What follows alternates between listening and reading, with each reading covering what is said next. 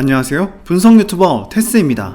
이번에 분석해볼 내용은 원피스 하면 절대 빠질 수 없는 매력이죠. 바로 감동적인 장면입니다. 과연 와노쿠니에서는 우리에게 어떤 감동을 주기 위해 어떻게 빌드업을 하고 있는지 한번 살펴보도록 하겠습니다.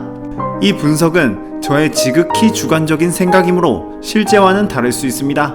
우선 원피스를 보고 계시는 많은 분들이 보통 상디와 퀸의 대결, 킹과 조로의 대결, 그리고 그 외 전투에 대한 향방과 결과에 대해서만 집중해서 보고 계실 것이라 생각하는데, 그럴 수밖에 없는 게 3년이나 넘어가는 시간 동안 와노쿠니에서 스토리가 속도감 없이 지지부진하게 길어지고 있기 때문입니다.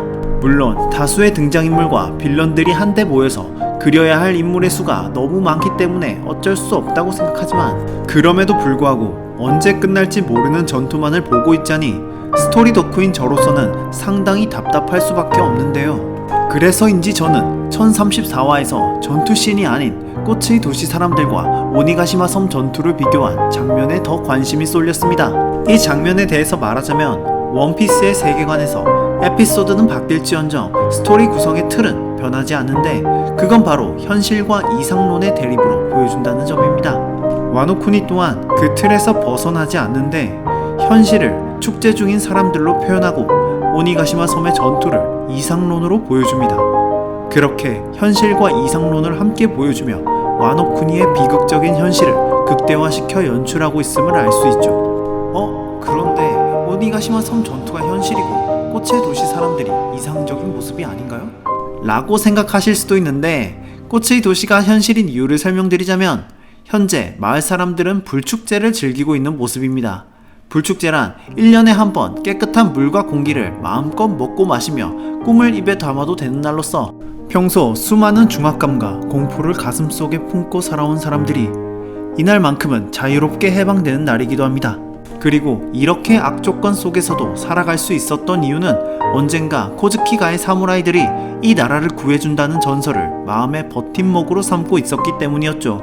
그렇기 때문에 성대할수록 죽은 자들에게 마음이 전해진다는 불축제는 사실 축제의 규모가 성대하고 웃고 즐기는 것과 비례해서 이 지옥같은 현실에서 구해달라는 요청이라고 볼 수 있습니다.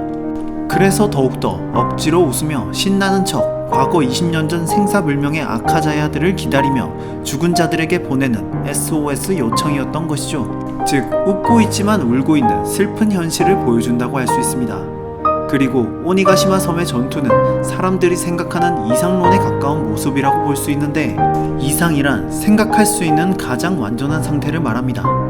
이런 의미에서 축제 중인 사람들이 술을 마시며 꿈을 말하는 장면에서 오니가시마 섬의 전투는 이들이 가장 바란다는 것을 알 수 있고, 축제를 즐기는 모든 사람들의 이상으로 볼 수 있습니다.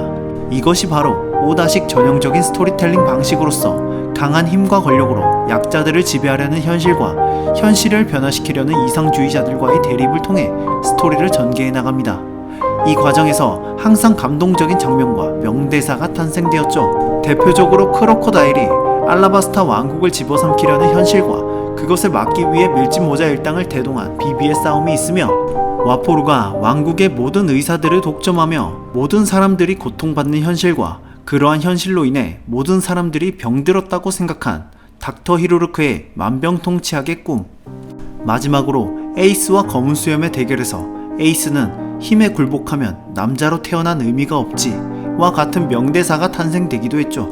이러한 명대사, 명장면은 항상 현실과 이상의 갈등이 최고조에 달했을 때 등장했음을 알 수 있는데, 이것처럼 와노쿠니에서도 현실과 이상을 대놓고 대비시킨다는 것은 명장면이 임박했음을 알려준다는 메시지로 볼 수 있습니다.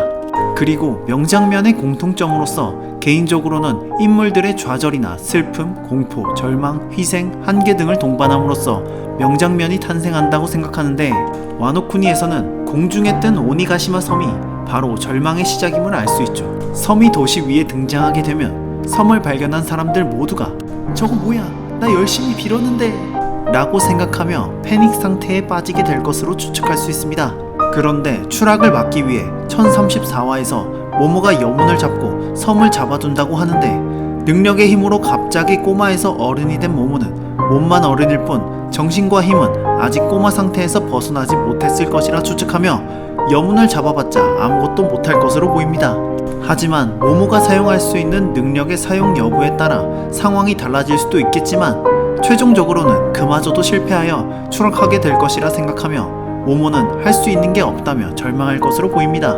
그리고 저는 이 순간에 아직은 알 수 없는 누군가의 등장으로 섬이 추락하더라도 천천히 떨어지게 하거나 사람들을 한꺼번에 대피시킬 수 있는 능력자가 나타나 문제를 해결하는 최고의 명장면이 나오지 않을까 기대하고 있습니다. 마치 비비가 시한폭탄을 막지 못하고 주저앉았을 때 페루가 등장하여 시한폭탄을 제거하고 자신을 희생한 명장면처럼 말이죠. 시청자 여러분들은 와노쿠니에서 어떤 명장면을 기대하고 계신가요? 와노쿠니에서 감동적인 명대사나 명장면이 언제쯤 등장할지 한번 맞춰보는 것도 재밌지 않을까요? 이번 분석은 여기까지입니다. 이상 소쿠란 분석 유튜버 테스였습니다.